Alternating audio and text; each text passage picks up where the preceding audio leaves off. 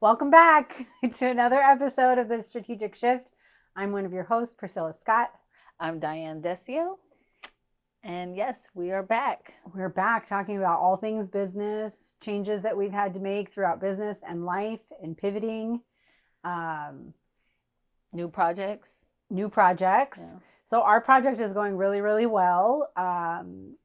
Let's talk about that before we dive into today's topic. Okay. Um, So, with me doing a lot of research in the e-commerce and just selling on Amazon, there's a lot of money to be made. And just from studying it, I was thinking of what could we do to make money, obviously, but something that we could use ourselves that would make our lives easier.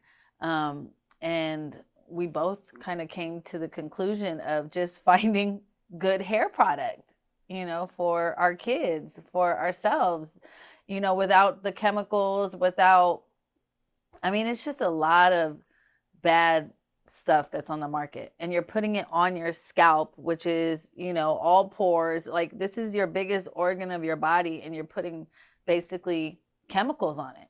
So that's what we were working on, yes. is finding something that can not only be healthy but can make our lives easier, because doing hair is a huge part of the day when it comes to our kids, but ourselves as well. Yes.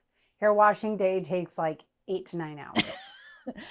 Thank God I only have one. It takes me at least 4 or 5. Yeah, it's a long process. It is definitely a very long and tedious process, and there are tears and attitudes that go along with it.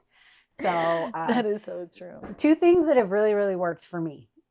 One is that, like, this is like your world, right? Like, you're really big with like the skin, and like the products and the ingredients and all of that. Whereas I'm more of like, I might not know what's in it. I care about the result, right? So, like, is the hair soft? Can I comb through it? Is it going to reduce the amount of tears and friction when I am combing through it?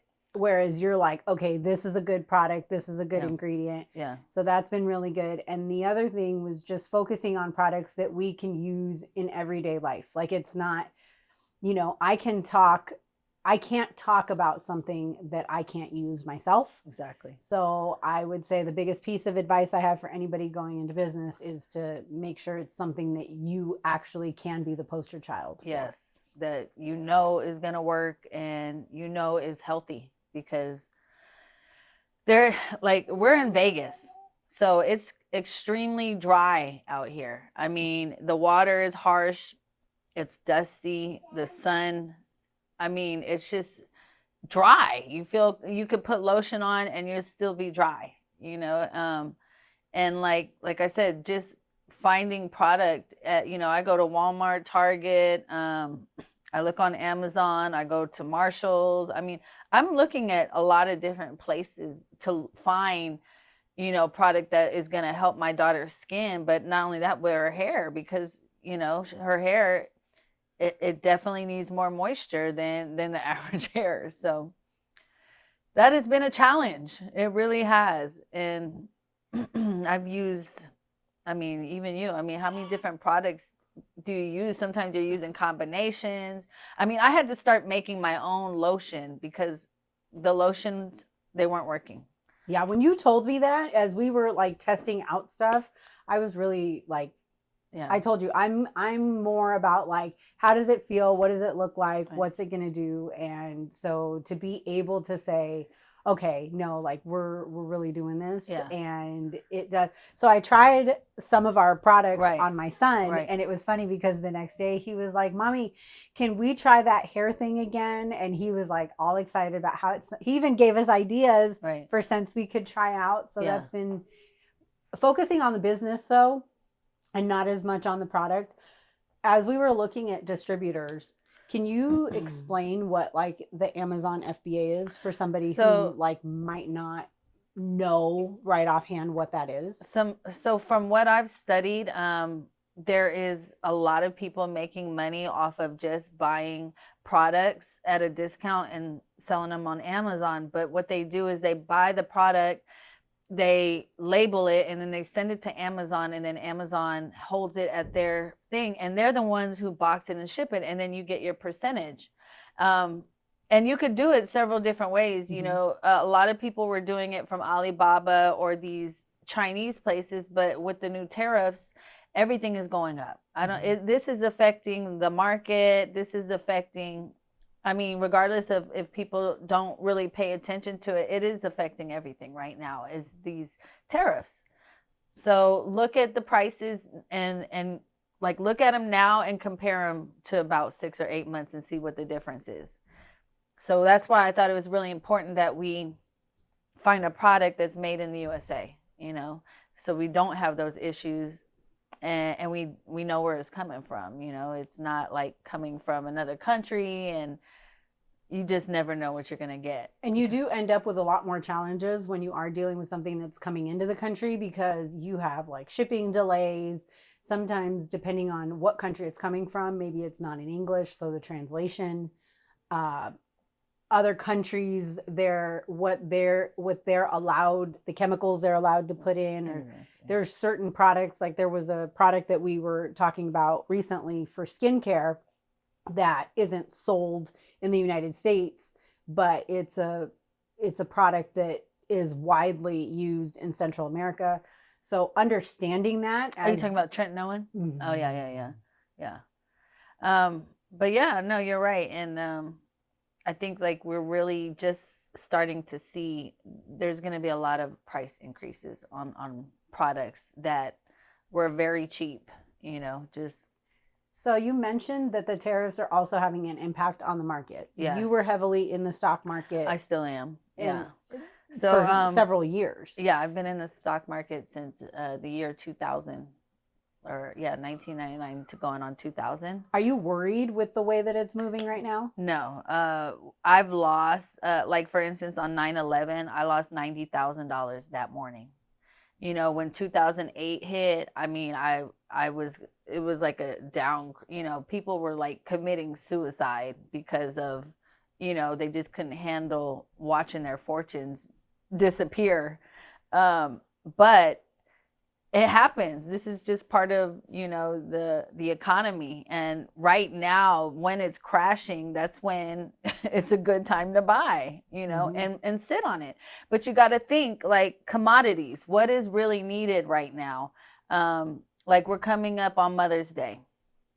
So Mother's Day, you want to look at stuff like flowers to go. You know, you want to think of like Christmas, you want to look into toys or Mattel, you know.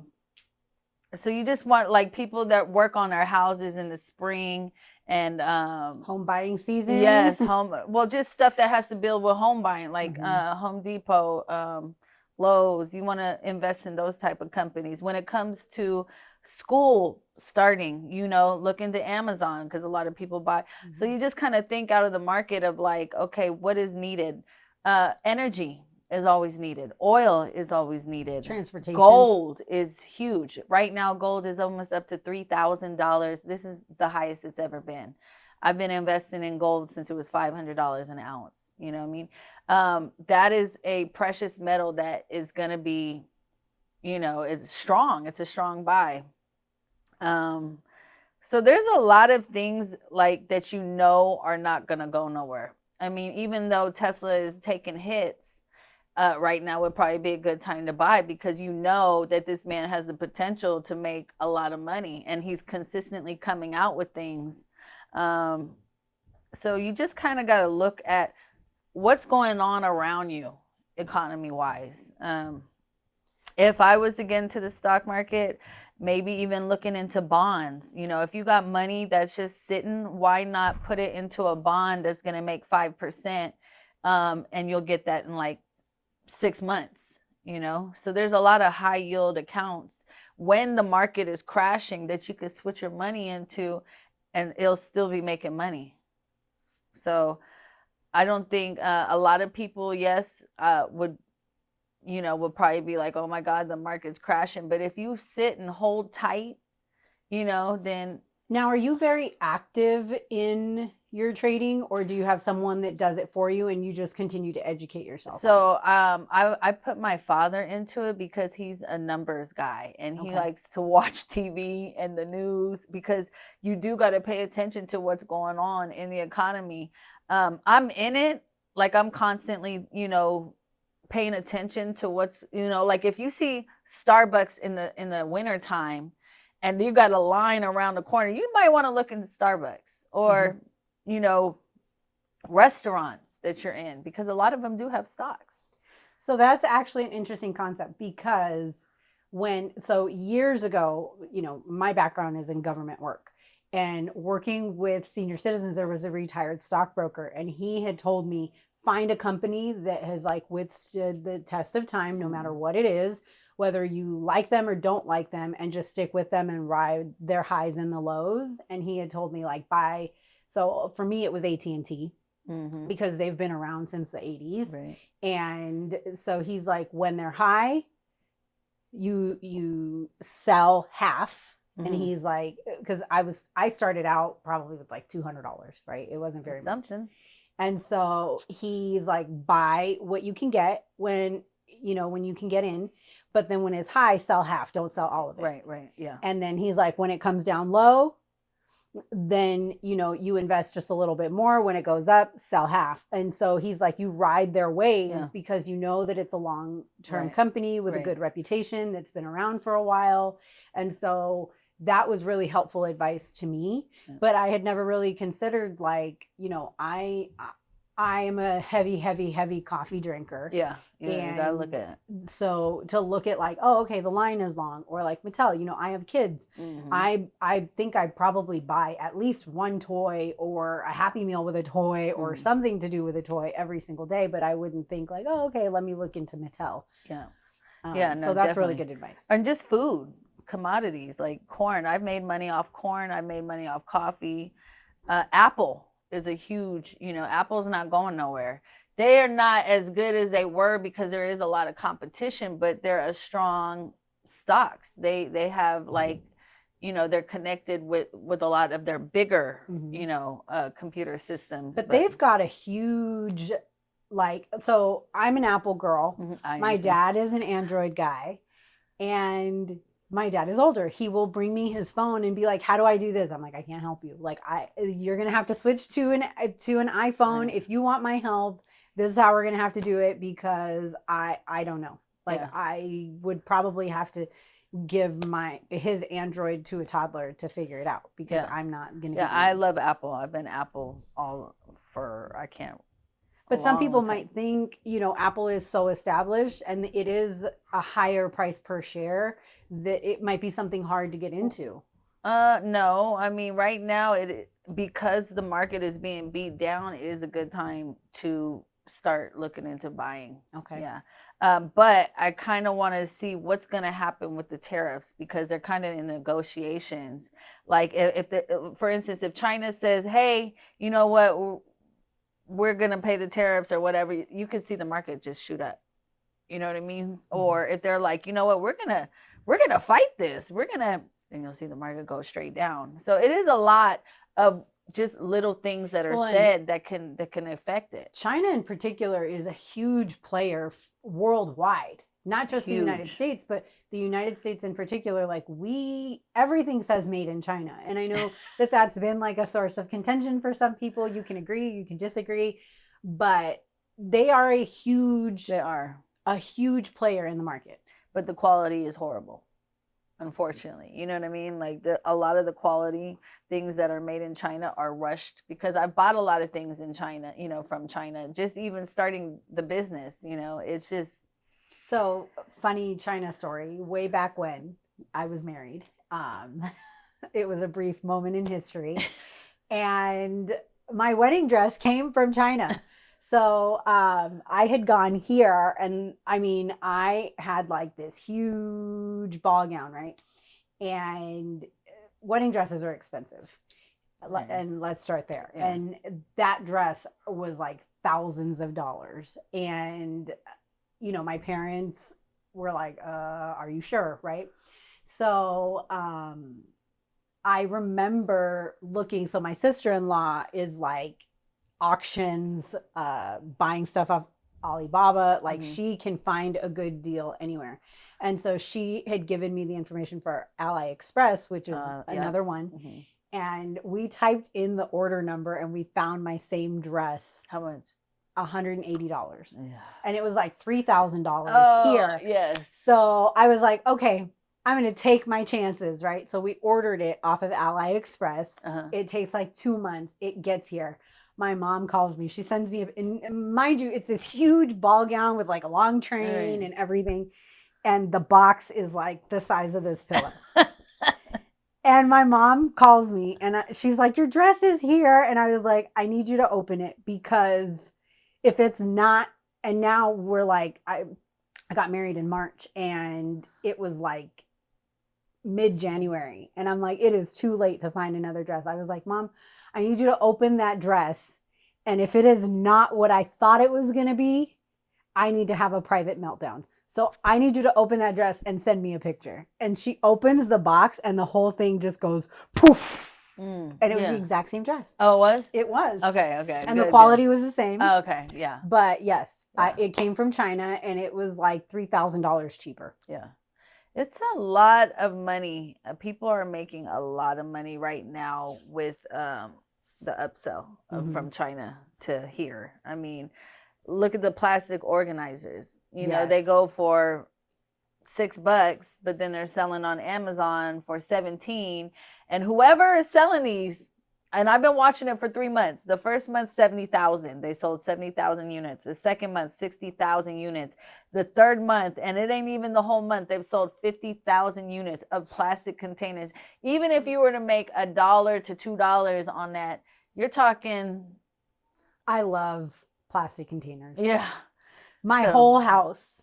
And I do have a friend that I may or may not have reorganized their entire pantry and put like organizers and containers and color coded because that is the world that I live in. And like I've spent some money on containers. Yeah. So that might be another thing that we need to look into. Yes, because there's a lot of money in organizing, and that is a year-round thing. Everybody wants to be more organized. Well, most people. And everything is color coded. Like all of my Christmas stuff is red and green.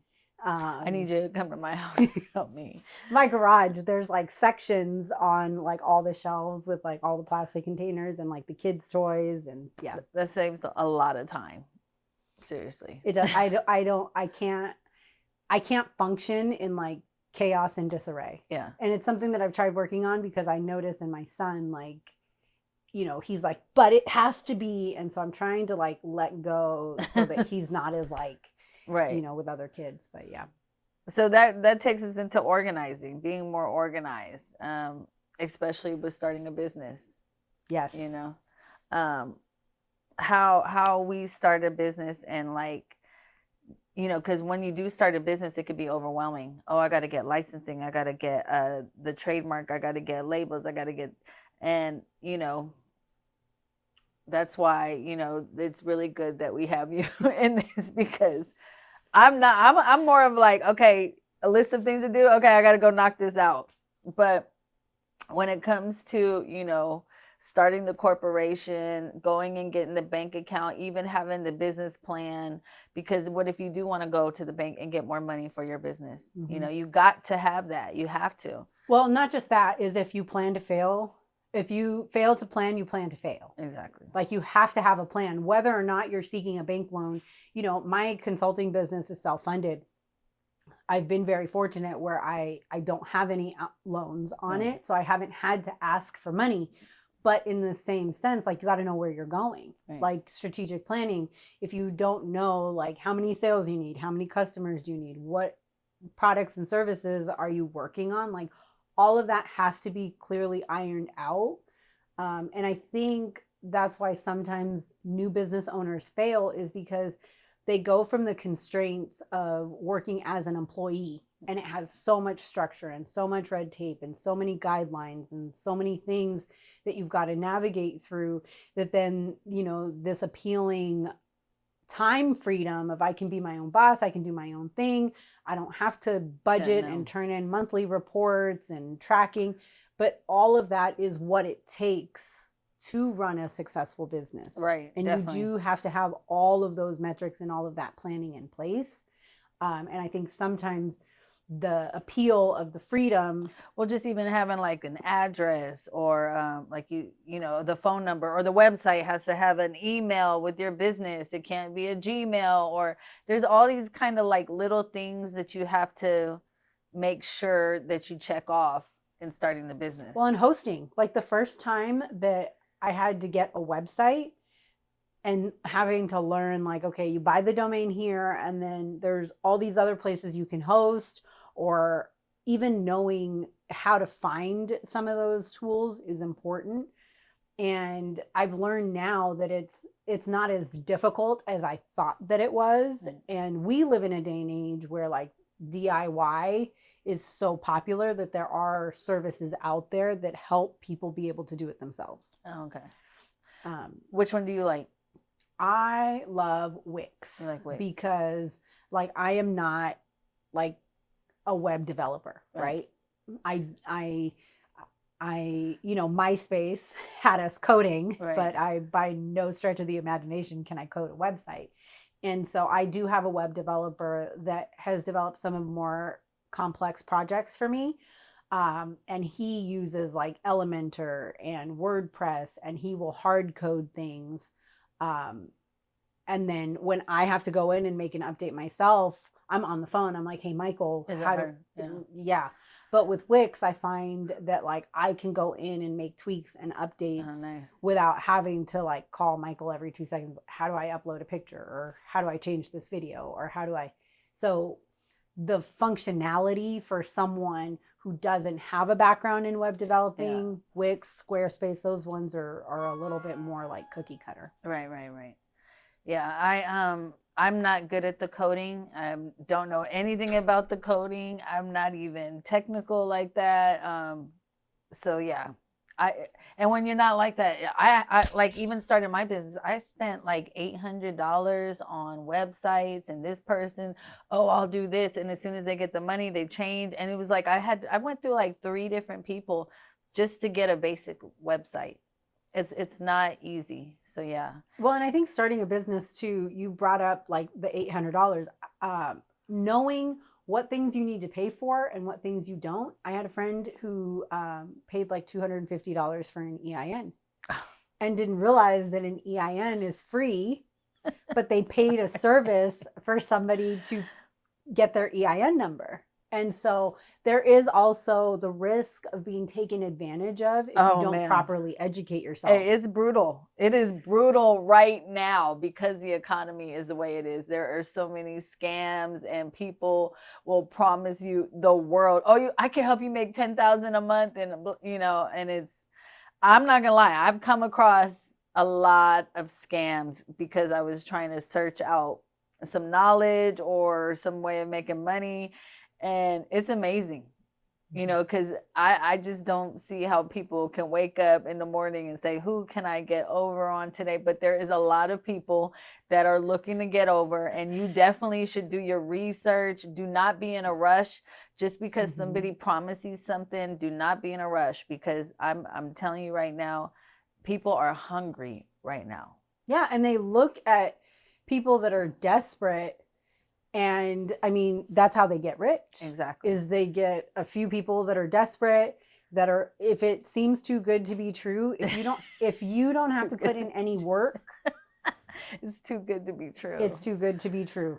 Because as a business owner, I work more hours now than when I was an employee. Oh yeah. People think just because you own a business that, oh, you got it easy. No, it's now you really, everything is on you. If you're like, even with this business, I see people come in, they rent the room, they think, oh, okay, my room is set up, now I'm ready to work. No, you got to go find the clients. You got to, okay, you nobody knows you're here. Like, so I do work with clients who have that same mentality. I work with business owners who are like, well, I put up an ad, and I'm like, well, who saw your ad? No, no. And so that is a very, very true misconception for new business owners. And if you're not prepared for that, yeah, it is challenging. that's a whole other stage. And if you can't do it, then you need to find a professional that can do it. And it might cost you, but I mean, if you're starting a business, it's gonna start, it's gonna cost you. You're either gonna pay the money up front to get it set up properly, or you're gonna lose money and pay it on the back end. Yeah, exactly. So either way you look at to start it is probably where you really need to be. Right. So I think just to recap some of the things that we've talked about today is starting a business, like get some help. Organize. Take your time at the beginning. Do not rush into it, because if you come in disorganized, then it's going to be harder to come back and reorganize it. Why do it that way when just take the proper steps, And you know what? Start with your business name, your social media platforms, your website, your business plan, and your business license before you even touch a client. Right. Yeah. A customer. Like those are things you have to have in place. Yes. But I'm really excited about our business. We are right now we're at the point where we're looking at the product. Now we're just about to get our labels made and our website. And then, after that is probably, once that happens, everything, the website is done, the products are labeled, we got our pictures. It's that whole other step of marketing and finding the clients, because nobody is going to know you have product. Yeah, they're not coming to us. No. Not yet. No. So. All right. So until next time, I'm Priscilla Scott. I'm Diane Decio. And this is The Strategic Shift. Yes.